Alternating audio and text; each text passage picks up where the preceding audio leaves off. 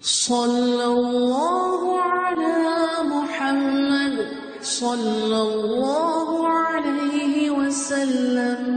اعوذ باللہ السمیع العلیم من الشیطان الرجیم، بسم اللہ الرحمن الرحیم، والصلاة والسلام علی رسولہ الکریم۔ بخاری شریف کتاب صفت الصلاۃ، اور آج جو باب ہم پڑھیں گے القراءۃ فی العشاء بالسجدہ، عشاء کی نماز میں آیت سجدہ پڑھنے کا بیان۔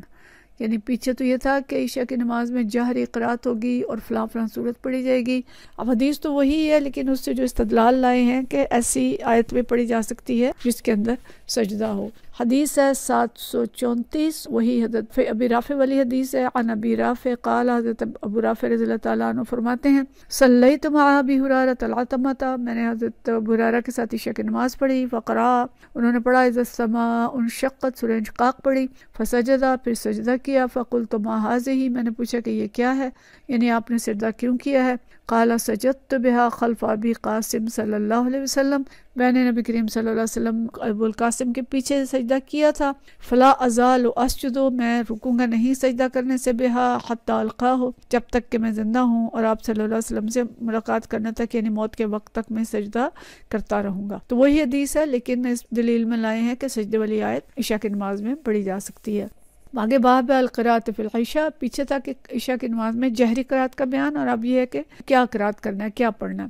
اور یہ حدیث جو ہے یہ برا بن عازب رضی اللہ تعالیٰ عنہ سے روایت ہے، یہ بھی حدیث ہم پیچھے پڑھ چکے ہیں۔ سمع برا رضی اللہ عنہ قال، حضرت برا بن عازب بیان کرتے ہیں کہ سمعت النبی صلی اللہ علیہ وسلم یقرأ، میں نے نبی کریم صلی اللہ علیہ وسلم کو سنا، آپ تلاوت کر رہے تھے، والتین والزیتون فی العشاء، عشاء کی نماز میں، وما سمعت احدا احسن صوتا منہ او قراءۃ، کہ میں نے آپ صلی اللہ علیہ وسلم سے زیادہ خوبصورت اچھی آواز میں، نہ کسی کی اچھی آواز ان سے زیادہ اچھی آواز تھی، اور نہ کسی کی ایسی قرات تھی جو میں نے سنا۔ یعنی آپ صلی اللہ علیہ وسلم کی جو آواز ہے وہ بھی بہت خوبصورت تھی، میٹھی آواز تھی، اور جو قرات تھی وہ بھی بہت خوبصورت قرات ہوتی تھی۔ اور صحابہ کرام کہتے ہیں کہ ہمارا دل چاہتا تھا کہ آپ صلی اللہ علیہ وسلم مسلسل پڑھتے رہیں اور ہم سنتے رہیں۔ تو عشاء کی نماز میں جہری قرات کی، جس سے صحابہ کو پتہ چلا کہ آپ نے سورہ والتین پڑھی ہے، اور یہ بتایا کہ عشاء کی نماز میں اس حجم کی صورت جو ہے والتین والزیتون اور انشقاق، یہ والی صورتیں جو ہیں آپ صلی اللہ علیہ وسلم پڑھا کرتے تھے۔ اگلا باب ہے یطول فی الاولین و یخذ فی الاخرین، پہلی 2 رکعتوں میں طوالت اور آخری 2 رکعتوں میں اختصار کو اختیار کریں۔ یہ بھی ہم پیچھے حدیث پڑھ چکے ہیں، 736 حدیث ہے۔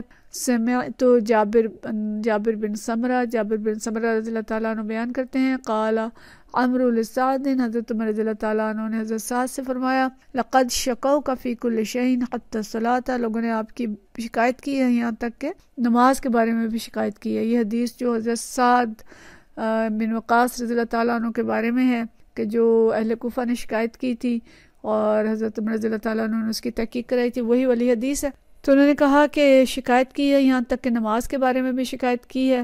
قال اما، کہتے ہیں میں انا فامد فی الاولین، کہ میں پہلی 2 رکعتوں کو لمبا کرتا ہوں، واخذ فی الاخرین، اور پچھلی 2 رکعتوں کو مختصر رکھتا ہوں، ولا آل مقتدیت بہ من صلاۃ رسول اللہ صلی اللہ علیہ وسلم، اور میں نے رسول اللہ صلی اللہ علیہ وسلم کی نماز میں جس طرح اقتدا کی ہے اسی طرح نماز ادا کرنے میں کوئی کوتاہی نہیں کرتا۔ یعنی نبی کریم صلی اللہ علیہ وسلم پہلی 2 رکعتوں کو لمبا کرتے تھے، آخری 2 رکعتوں کو چھوٹا کرتے تھے، تو میں بھی کوئی کوتاہی نہیں کرتا، میں بھی ویسے ہی پڑھاتا ہوں۔ قال، حضرت عمر رضی اللہ تعالیٰ نے فرمایا، صدقتا، آپ نے سچ فرمایا، ذاک ظن بکا او ظنی بکا، کہا کہ آپ نے سچ فرمایا، میرا بھی آپ کے بارے میں یہی گمان تھا۔ تو اس سے جو دلیل لائے امام بخاری کہ پہلی 2 رکعتوں میں طویل قرات ہوگی اور آخری 2 رکعتوں میں کم ہوگی۔ اس حدیث سے یہ بھی پتہ چلتا ہے کہ پہلی 2 رکعتوں میں سورہ فاتحہ کے ساتھ کوئی صورت ملانا مسنون ہے، جبکہ آخری 2 رکعتوں میں نہیں ہے۔ اور اگر کوئی شخص آخری 2 رکعتوں میں بھی صورت ملا لیتا ہے تو پھر اس کے لیے کیا حکم ہے؟ تو بعض مشائخ کے نزدیک سجدہ سہو کرنا ہوگا، بعض کہتے ہیں کہ نہیں سجدہ سہو نہیں کرنا ہوگا، اور بعض کہتے ہیں کہ اگر پڑھ لی ہیں تو کوئی حرج نہیں ہے، ایسا کرنا نہ مکروہ ہے، کچھ نہیں ہوتا ہے اس سے اگر پڑھ لیا تو۔ بہرحال جو سنت ہے وہ یہ ہے کہ پہلی 2 رکعتوں میں صورت ملائی جائے اور آخری 2 رکعتوں میں نہ ملائی جائے۔ اگلا باب ہے باب قراءت فی الفجر، فجر کی نماز میں قراءت کا بیان۔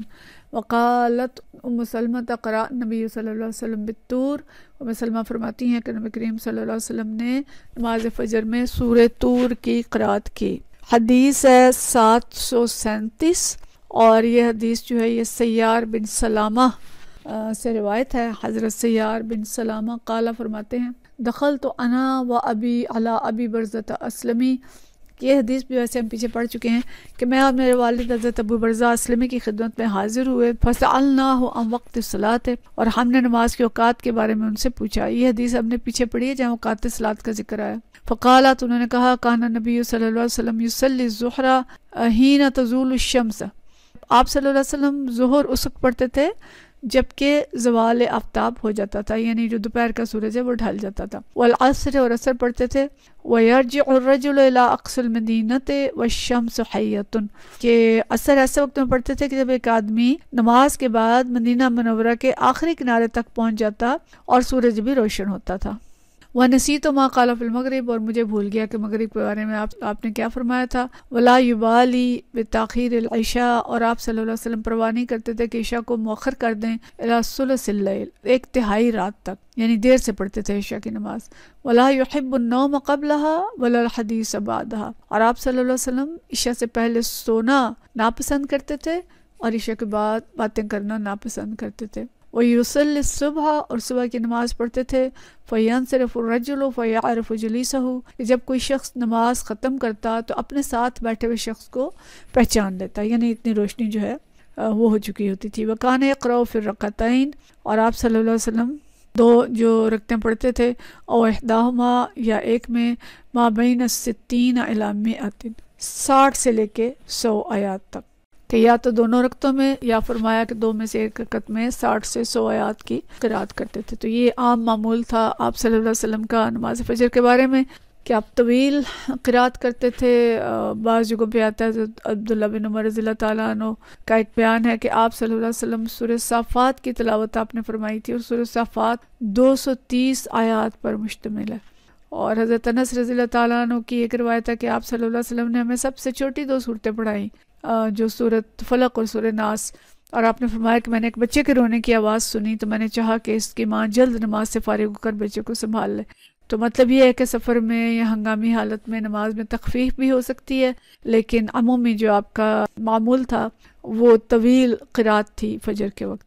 اچھا، اگلی حدیث ہے 738، اور یہ حضرت عطا بن ابی رباح سے روایت ہے۔ ان عطا بن ابی رباح انہ سمع ابو ہریرہ یقول، ابو ہریرہ رضی اللہ تعالیٰ عنہ کو یہ فرماتے ہوئے سنا، فی کل صلاۃ یقرأ، ہر نماز کے اندر قرأت کی جائے گی، فما اسمعنا رسول اللہ صلی اللہ علیہ وسلم اسمعناکم، اور جو ہم نے سنا نبی کریم صلی اللہ علیہ وسلم سے، یعنی جس نماز میں آپ اونچی آواز میں قرأت کرتے تھے، اسمعناکم، ہم نے بھی تمہیں اونچی آواز میں پڑھ کے سنا دی، وما اخفى عنا اخفینا عنکم، اور جس میں آپ ہم سے قرأت مخفی رکھتے تھے تو ہم نے بھی مخفی رکھی، یعنی جو سری نمازیں ہیں۔ وَإِن لَمْ تَزِدْ عَلَىٰ أُمِّ الْقُرْآنِ، اور اگر تم ام القرآن یعنی سورہ فاتحہ کے ساتھ کچھ اور نہ پڑھو، اجزأت وان زدت فهو خیر لکم، تو تمہیں اجازت ہے، کافی ہے تمہارے لیے، لیکن اگر تم پڑھ لو تو یہ تمہارے لیے بہتر ہے۔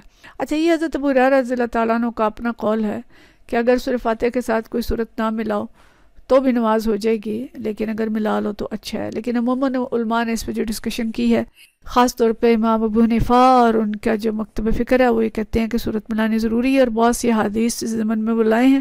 یہ ڈسکشن ہم پیچھے پڑھ چکے ہیں، لیکن یہاں حضرت ابو ہریرہ رضی اللہ تعالیٰ عنہ کا اپنا قول ہے کہ نہ بھی ملاؤ تو خیر ہے، لیکن زیادہ تر اجماع اسی بات پہ ہے کہ صورت جو ہے وہ ضرور ملانی چاہیے۔ وآخر دعوانا ان الحمدللہ رب العالمین۔